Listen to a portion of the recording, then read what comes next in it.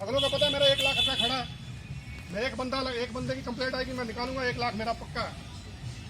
उसको किसी से कुछ नहीं लेना। उसको ये नहीं कि ये पुराना वर्कर है इसलिए अच्छा काम करता है या इसका एक्सपीरियंस ज़्यादा, उसे आपके एक्सपीरियंस से कुछ लेना देना नहीं है। पर उनको इस गलत फहमी से हटाने के लिए हमें एक प्लेटफॉर्म पे आना पड़ेगा, तभी जाके ये सिस्टम सेट हो सकता है। अदरवाइज नहीं, तभी अफसर अपनी नींद से जागेंगे। धन्यवाद। कार्यों के लिए जो है काफ़ी लड़ाई जो है संघर्ष जीएनसी 32 में इन्होंने किया और कोर्ट तक का सहारा लेना पड़ा। तो जिनको कानून की जानकारी है, हमारे यहाँ से कई कर्मचारी हैं चंडीगढ़ प्रशासन के अंदर जो इस सिस्टम के अंदर तो हैं, पर उनको ये नहीं पता भी कॉन्ट्रैक्ट लेबर एक्ट भी कोई चीज़ होती है। तो जो ज्ञाता है वो लड़ते हैं, चाहे ग्रेजुएटी हो चाहे आपने जो और सिक्योरिटीज़ हों, जैसे फॉरफिट कराई इन्होंने। तो प्रधानों को जो है अपनी स्ट्रेंथ के लिए जो है संघर्ष करना पड़ता है। तो हमारे बीच में पीजीआई एम्प्लॉयज़ यूनियन जो कि एक उदाहरण बनने जा रही है और बन चुकी है, जिन्होंने 2006 से जो है ये एक लड़ाई लड़ी कॉन्ट्रैक्ट लेबर एक्ट के अंदर 1970 के अंदर। पेरिनियल नेचर ऑफ वर्क, जहाँ पर सालों साल काम चलना है, वहाँ पर सेक्शन 10 जो है उसके अंदर ये कहा गया है कि भी जो गवर्नमेंट है that they can take the decision कि वो कॉन्ट्रैक्टर को हटा सकती है। मतलब आउटसोर्सिंग या कॉन्ट्रैक्चुअल सिस्टम ये सीजनल अरेंजमेंट्स हैं। एक हिस्टोरिक जजमेंट आपको पता है उमा देवी की आई थी, 7 जजेस की वो जजमेंट है जो हिस्टोरिक बन गई, जिसने 10 ईयर सर्विस को जो है सिक्योर किया। और उसकी 11 दिसंबर 2006 को एक सेंट्रल गाइडलाइन जारी हुई, जिसके अंदर कहा गया कि अगर कोई इरेगुलर अपॉइंटमेंट अगर आपने कर ली है और सैंक्शन पोस्ट है, प्रॉपर प्रोसीजर है एंड एवरीथिंग, तो 10 साल की सर्विस को 1 टाइम ईयर आप उसको सिक्योर करें। तो उस हिस्टोरिक जजमेंट की सेंट्रल गाइडलाइंस को फॉलो करते हुए स्टेट्स ने पॉलिसियाँ बना दी। किसी ने, पंजाब ने तो 10 साल के 3 साल कर दिए, तो उन्होंने मतलब सिक्योर किया। पर अगर हम चंडीगढ़ प्रशासन को वो दिखाते हैं, तब वो अगर हमने नोटिफिकेशन दिखाई तो कहते थे जी हम तो पंजाब को फॉलो करते हैं। जब पंजाब की पॉलिसी लेके आए तो कहते हैं हम सेंटर हैं। तो चलो इस तराजू में हमें तोलते हैं और हमें कुछ जो है वर्कर नहीं देते। तो इन्होंने एक नोटिफिकेशन 2009 में 14 में पीजीआई के सुशील जी बैठे हैं, बलविंदर जी बैठे हैं, सिक्योरिटी गार्ड यूनियंस के प्रधान। तो इन्होंने जो संघर्ष किया और जीता भी। हालांकि प्रशासन इसमें आनाकानी कर रहा है। वो अब उनका ये तथ्य है, हाई कोर्ट में ये चल रहा है कि हमने मिनिस्ट्री जो है जो गवर्नमेंट ऑफ इंडिया से अप्रूवल लेनी है। हमारा 19 करोड़ रुपया सालाना जो है खर्चा बढ़ जाएगा अगर आपको समान कार्य समान वेतन देंगे। 37.5 हाँ, अब 37 हो गया। हाँ, जब मुझे लगता है 3 साल पहले 19 करोड़ की आवाज आई थी, तो 37.5 वर्कर भर्ती करते जा रहे हैं। अब कल जो है एक सैनिटेशन कंपनी आई, नई कंपनी आई, तो उन्होंने क्या किया, जैम पोर्टल आपको पता है कि एक सिर्फ मशीनरी खरीदने का एक पोर्टल था। पहले केंद्रीय भंडार से चीज़ें लिया करते थे गवर्नमेंट। एक ऑथराइज्ड एजेंसीज हैं, तो ऑडिट वाले क्या करते हैं या हमारे अकाउंट्स फंक्शनरीज क्या करते हैं कि वो एक माध्यम से जब चीज़ खरीद लेते हैं तो उनकी जान छूट जाती है कि हमने तो जी अप्रूव्ड सेंटर से चीज़ ली है, चाहे वो मार्केट में 10,000 की मिल रही है, वहाँ 50 की ले रहे हैं। तो अब एक जैम पोर्टल केंद्र सरकार ने शुरू किया था, जिसके अंदर कोई परचेज होती है मशीनरी इक्विपमेंट की, तो जैम पोर्टल के अंदर हो। और 2018 में man power services, outsourcing services, even अब तो प्रोफेसर, डॉक्टर्स अगर आप देखें डीसी रेट पे, उनका डीसी रेट भी आ चुका है। असिस्टेंट प्रोफेसर का मुझे लगता है 45,000 रुपया डीसी रेट रखा गया है। तो कोई ऐसी क्लास तो बची नहीं है। और हमारी जो, अगर हम कैजुअल लेबर ही अगर आप मानते हैं, तो फिर हमारी क्लास कौन सी है? कोई क्लास नहीं हमारी। ABCD हमें क्यों गिनते हैं जब आपने रखा ही लेबर है हमें? तो कॉन्ट्रैक्ट लेबर एक्ट के अंदर सारे कवर होने चाहिए। तो इन्होंने वो नोटिफिकेशनें लागू करने के लिए हाई कोर्ट में लड़ रहे हैं। तो मैं बुलाना चाहूँगा बलविंदर जी को, जो जिन्होंने संघर्ष किया। हमारी दूसरी यूनियंस जो है पीजीआई कॉन्ट्रैक्ट वर्कर यूनियन और सफाई कर्मचारी यूनियन, दोनों ने जो है संघर्ष किया। सभी साथियों को नमस्कार। जैसे कि सबसे पहले तो विपिन जी बधाई के पात्र हैं कि आज हमारी सारी यूनियनों को इकट्ठा करने का श्रेय उनको जाता है।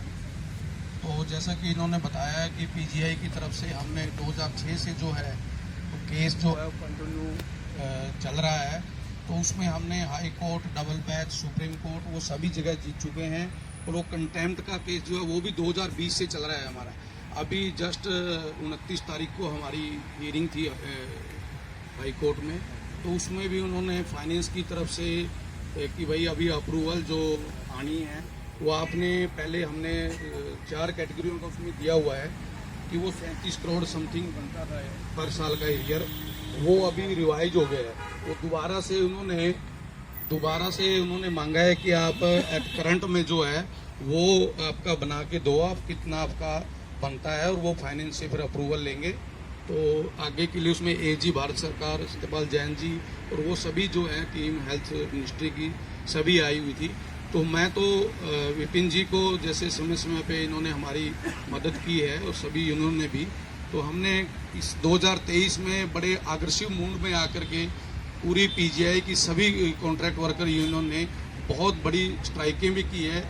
ये कह लो कि अब 2023 का जो साल है वो पीजीआई के लिए भी पूरा स्ट्राइक वाला ही रहा है, ऐसा हमारे अधिकारी भी कहते हैं और हमने भी किया है। क्योंकि 34 साल के अरसे में ऐसी बड़ी स्ट्राइक हमने की है कि वहाँ बीएसएफ और आर्मी लगाकर ही उन्होंने काम चलाया है। किसी भी डिपार्टमेंट का कोई भी कर्मचारी साथी हमारा काम पे नहीं गया। 13,000 के करीब हमारी आउटसोर्सिंग की जो है स्ट्रेंथ है पीजीआई में। तो उनको पता चल गया दिल्ली तक भी कि भाई आउटसोर्सिंग के कर्मचारी के बगैर जो है आपका गुजारा नहीं है। क्योंकि उन्होंने अपने कर्मचारियों को लगाकर भी देखा, वहाँ किसी भी जो है बाहर के जो रोगी थे या जो भी अंदर के कर्मचारी थे तो किसी ने उनका एक्सेप्ट नहीं किया। क्योंकि वो जो हमारे आउटसोर्सिंग के कर्मचारी हैं उनके बिहाव पे ही जो पीजीआई का काम है सर 70-80% उन्हीं के बिहाव पे चल रहा है। तो कहने का भाव यही है कि हमारी यूनियन की तरफ से, सिक्योरिटी यूनियन की तरफ से, ऑल कॉन्ट्रैक्ट वर्कर यूनियन की तरफ से, इलेक्ट्रिकल और सारी यूनियन हमारी ज्वाइंट एक्शन कमेटी की तरफ से विपिन जी को हम आश्वासन दिलाते हैं कि हम आपके साथ तहे दिल से खड़े हैं। जैसे कि एजुकेशन डिपार्टमेंट के शर्मा जी ने बताया कि तन मन और धन करेंगे। तो उसके साथ साथ जैसा कि अभी बात चल रही थी कि हमारा संगरूर का जो है पीजीआई का सैटेलाइट सेंटर है, ऊना में है, बिलासपुर में। अभी संगरूर में क्या हुआ कि रेगुलर भर्तियां आ गई, वहाँ हमारे कुछ कर्मचारी जो आउटसोर्सिंग पे लगे हुए थे तो वो भी हमारी यूनियन से अटैच हैं, जुड़े हुए हैं। तो वहाँ क्या हुआ कि 195 कर्मचारी विपिन जी वो रेगुलर आ गए हैं और उन साथियों को जो है हटा दिया गया है कर्मचारियों को। तो अभी भी वहाँ जो है वो धरना जो है वो चल रहा है, कंटिन्यू है। तो उसमें क्या है कि एक उन्होंने अलग से इन्वॉल्व कर लिया जो अपनी किसान यूनियन है और पॉलिटिकल जो राजनीतिक यूनियन है वो। तो उस वजह से थोड़ा सा उसमें विरोधाभास है, क्योंकि यूनियन जब आपस में जब कोऑर्डिनेशन नहीं रहता तो ऐसा ही होता है। तो मैं एक अपील आपसे भी करूंगा सभी से कि एक जैसे हमने आज Chandigarh joint contract worker union बनाई है तो उसमें सभी यूनियन का सहयोग लें, क्योंकि बहुत बार हमारे पास जो है वो भारतीय मजदूर संघ के साथी तो आते हैं सर, कई बार आए हैं जो। तो हमारा भी एक आपसे अनुरोध यही है कि सारी जितनी यूनियन है कोई एक प्लेटफार्म पे आकर के एकदम से कॉल करो, ताकि जो है सेंटर को और पीजीआई या चंडीगढ़ एडमिनिस्ट्रेशन को पता लगे कि सारी यूनियन जो इकट्ठी हैं और कोई पॉलिसी बने। जैसे कि हरियाणा का उदाहरण दिया, हरियाणा में 2 लाख के करीब कर्मचारी, मैं हरियाणा से हूँ, कैथल से बिलोंग करता हूँ, तो 2 लाख के करीब कर्मचारी थे हमारे आउटसोर्सिंग के, जैसे हॉस्पिटलों में, बिजली विभाग, सभी में। तो उन्होंने एक पॉलिसी बनाई कि हरियाणा कौशल निगम सर, वो हरियाणा की विधानसभा में बाकायदा प्रस्ताव ला करके उसको बुलाएंगे। क्योंकि अभी सर बता रहे थे, हमें भी पता, उमा देवी बनाम महाराष्ट्र का केस था, वो बैकडोर एंट्री जिसको माना गया था उसको खत्म करने के लिए, ताकि रेगुलाइजेशन की पॉलिसी, जैसे आपने विपिन जी आपने बताया, एजुकेशन डिपार्टमेंट के साथियों ने बताया कि हमें बैकडोर एंट्री माना जाता है और रेगुलाइजेशन के लिए हमें काबिल नहीं माना जाता, समझा जाता।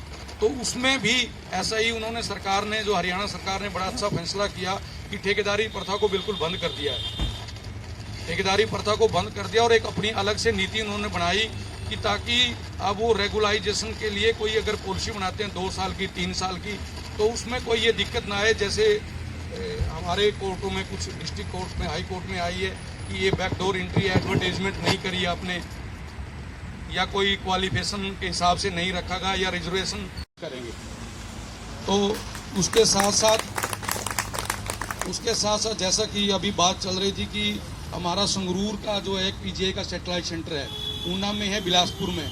अभी संगरूर में क्या हुआ कि रेगुलर भर्तियां आ गई, वहाँ हमारे कुछ कर्मचारी जो आउटसोर्सिंग पे लगे हुए थे, तो वो भी हमारी यूनियन से अटैच हैं, जुड़े हुए हैं। तो वहाँ क्या हुआ कि 195 कर्मचारी विपिन जी वो रेगुलर आ गए हैं और उन साथियों को जो है हटा दिया गया है, कर्मचारियों को। तो अभी भी वहाँ जो है वो धरना जो है वो चल रहा है, कंटिन्यू है।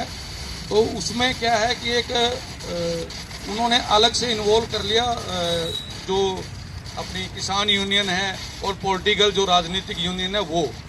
तो उस वजह से थोड़ा सा उसमें विरोधाभास है, क्योंकि यूनियन जब आपस में जब कोऑर्डिनेशन नहीं रहता तो ऐसा ही होता है। तो मैं एक अपील आपसे भी करूंगा सभी से कि एक जैसे हमने आज Chandigarh joint contract worker union बनाई है, तो उसमें सभी यूनियन का सहयोग लें, क्योंकि बहुत बार हमारे पास जो है वो भारतीय मजदूर संघ के साथी तो आते हैं सर, कई बार आए हैं जो। तो हमारा भी एक आपसे अनुरोध यही है कि सारी जितनी यूनियन है कोई एक प्लेटफार्म पे आकर के एकदम से कॉल करो, ताकि जो है सेंटर को और पीजीआई या चंडीगढ़ एडमिनिस्ट्रेशन को पता लगे कि सारी यूनियन जो इकट्ठी हैं और कोई पॉलिसी बने। जैसे कि हरियाणा का उदाहरण दिया, हरियाणा में 2 लाख के करीब कर्मचारी, मैं हरियाणा से हूँ, कैथल से बिलोंग करता हूँ, तो 2 लाख के करीब कर्मचारी थे हमारे आउटसोर्सिंग के, जैसे हॉस्पिटलों में, बिजली विभाग, सभी में। तो उन्होंने एक पॉलिसी बनाई कि हरियाणा कौशल निगम सर, वो हरियाणा की विधानसभा में बाकायदा प्रस्ताव ला करके उसको बुलाएंगे, क्योंकि अभी सर बता रहे थे, हमें भी पता, उमा देवी बनाम महाराष्ट्र केस था, वो बैकडोर एंट्री जिसको माना गया था, उसको खत्म करने के लिए, ताकि रेगुलाइजेशन की पॉलिसी, जैसे आपने विपिन जी आपने बताया, एजुकेशन डिपार्टमेंट के साथियों ने बताया कि हमें बैकडोर एंट्री माना जाता है और रेगुलाइजेशन के लिए हमें काबिल नहीं माना जाता, समझा जाता। तो उसमें भी ऐसा ही उन्होंने, सरकार ने, जो हरियाणा सरकार ने बड़ा अच्छा फैसला किया कि ठेकेदारी प्रथा को बिल्कुल बंद कर दिया है, ठेकेदारी प्रथा को बंद कर दिया और एक अपनी अलग से नीति उन्होंने बनाई कि ताकि अब वो रेगुलाइजेशन के लिए कोई अगर पॉलिसी बनाते हैं 2 साल की, 3 साल की, तो उसमें कोई ये दिक्कत ना आए। जैसे हमारे कोर्टों में, कुछ डिस्ट्रिक्ट कोर्ट में, हाई कोर्ट में आई है कि ये बैकडोर एंट्री एडवर्टाइजमेंट नहीं करी आपने, या कोई क्वालिफिकेशन के हिसाब से नहीं रखा था, या रिजर्वेशन किया है, एक मैसेज संदेश दिया, देने की कोशिश की है। और आपका भी बहुत दिल से धन्यवाद। जय हिंद, जय भारत।